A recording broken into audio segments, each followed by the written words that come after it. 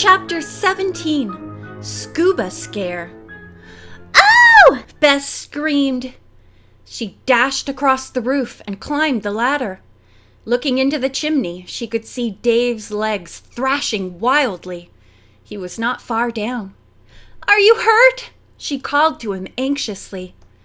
His reply was a muffled, unintelligible one. George and Bert had hurried to the foot of the chimney and wanted to know what had happened. "Dave's stuck, but I think we can pull him out," Bess answered. "Climb up here and we'll try." The two quickly climbed the ladder. Bert grabbed one of Dave's legs, while the two girls took the other. It was a precarious position for George and Bert, since Bess was the only one with a good foothold. In trying to yank out their friend, George and Bert might easily lose their balance. "Be careful," Bess warned them. "One accident is enough." Dave seemed to be pinned in such a way that he was unable to help himself. George guessed that probably his head and shoulders were stuck in one of the flues. The imprisoned boy began to cough. No doubt he was breathing soot. "Let's pull," Bert urged. 1, 2, 3. He and the two girls tugged with all their might and managed to move Dave's body upward about 6 inches. There were more muffled words from him, but this time Bess was sure he was saying, "Take it easy." Bert called down, "Hold your breath, buddy. It will make it easier for us." He now asked the girls to give another yank. This time Dave was able to call out clearly, "Okay," and began to help himself. Little by little he was pulled to the top of the chimney. What a sight he was, completely blackened with soot. But Dave seemed unhurt as he perched on the edge of the chimney. "You sure you're all right?" Bess asked solicitously. "Sure," said Dave, "but give me first prize for being the stupidest guy in Emerson." Bert grinned. "And the dirtiest. You look like the Black Phantom." Everyone laughed. Then George asked if Dave had found out anything by his descent. "Only that there are 2 flues that go off at angles. As a detective, I'm afraid I'm a failure. What say we all go into the house? I'd like to take a shower." Bess climbed down the ladder, went across the roof, and through the attic window. The others followed in quick succession. When they reached the 2nd floor, Bess suggested that Bert bring down Dave's sooty clothes, which could be put through the washing machine and the dryer. "I'll do that," he said. The girls found Mrs. Holman in the kitchen and explained what had happened. She shook her head and said, "I never knew people could have so many adventures in such a short time." Bess laughed. "This is one we can't blame on Nancy, except indirectly." George noticed a large shopping order pad and a pencil hanging on a hook. She removed them and began to sketch. Mrs. Holman and Bess were busy talking about what had happened to Dave and did not notice the picture George was making. A moment later, Bert appeared with the sooty clothes, and Bess asked if she might use the washer and dryer. "Yes, indeed," said Mrs. Holman. "I'll go down to the basement with you and show you how they work. Afterward, I'll press the suit for you." While the two were gone, George continued her work. 20 minutes later, it was finished, and even she, as creator, had to smile at it. The sketch showed a chimney with a ladder. Diving into it head first was Santa Claus. Underneath, she had printed, "Santa Claus goes to meet the Phantom." When the whole group assembled later, she presented the picture to Dave. He roared with laughter and passed it around. Then he said, "Santa Claus always leaves gifts. Tell you what, I'll take you all out to supper if you'll pick out a place that won't empty my pockets." George laughed. "We won't give you a chance to change your mind." The 4 young people left the house, telling Mrs. Holman where they would be in case Nancy and Ned should inquire. At that moment, the young sleuth and her companion were deep in the water. They had been swimming for some time, searching the murky bottom with the lights on their headgear. Suddenly, Nancy's heart began to pound with excitement. Below them was a large hulk. The Lucy Belle! It was indeed sunken in a watery valley and partially covered with weeds and silt.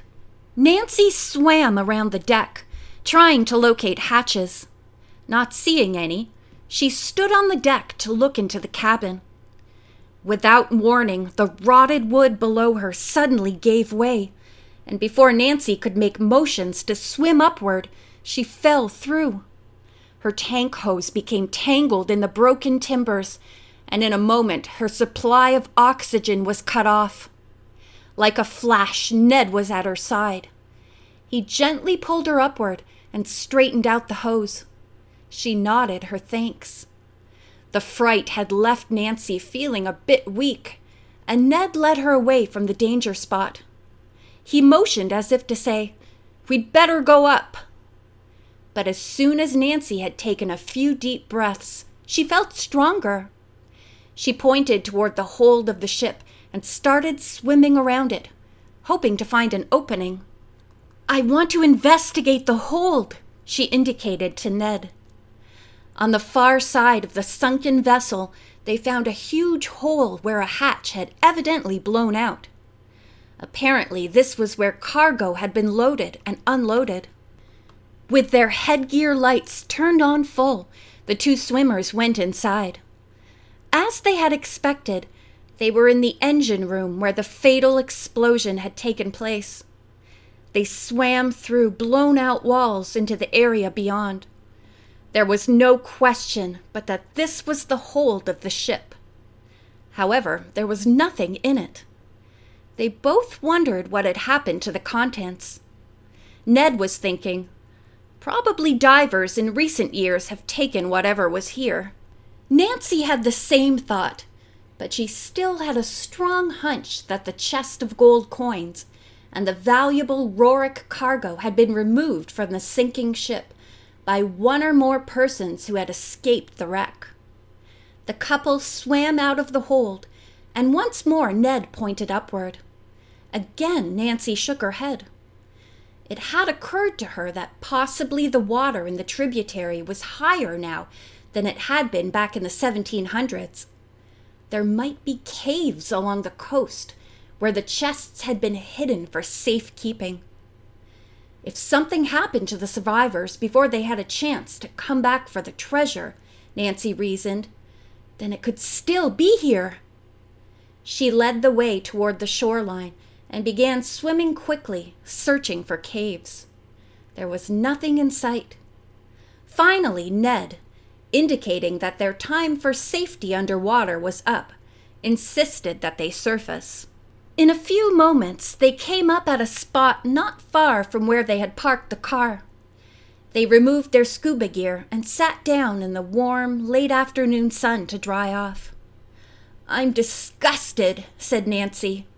"I didn't learn a thing." Ned laughed.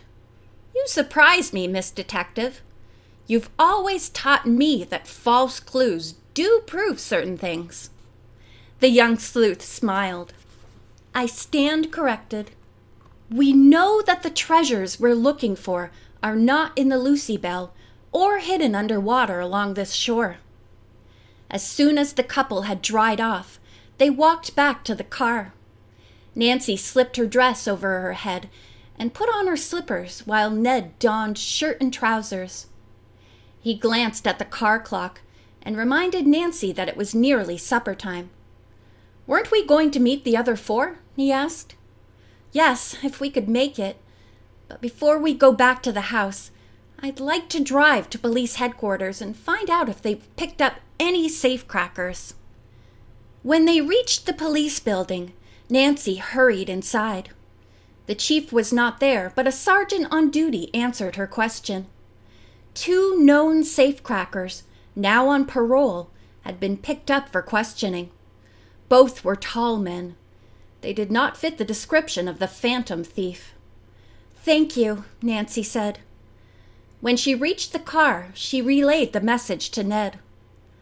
I have been suspecting a short, slight man of being the Phantom. Now the question is, am I wrong, or is the Phantom someone who does not have a police record? Ned chuckled. Nancy, you certainly can pose the most unanswerable questions. I plead ignorance. He started the car, but had gone no farther than the next corner when Nancy said, Please turn left. But why? Ned asked. We go the other way to Uncle John's. Nancy explained that it was only a short distance to the guest house where Fred Jenkins lived. I suspect he's involved in this case, not as the thief necessarily, but in some ways connected with the mystery. We might just happen to be able to learn something. Ned turned left, and Nancy directed him to the street where Fred lived. As they neared his house, suddenly Nancy exclaimed, Here he comes out the door! And look who's with him! The man that Bess and George and I have caught glimpses of in the woods. We think he may be the Phantom. But who is he? Ned asked. I believe he's Fred's father.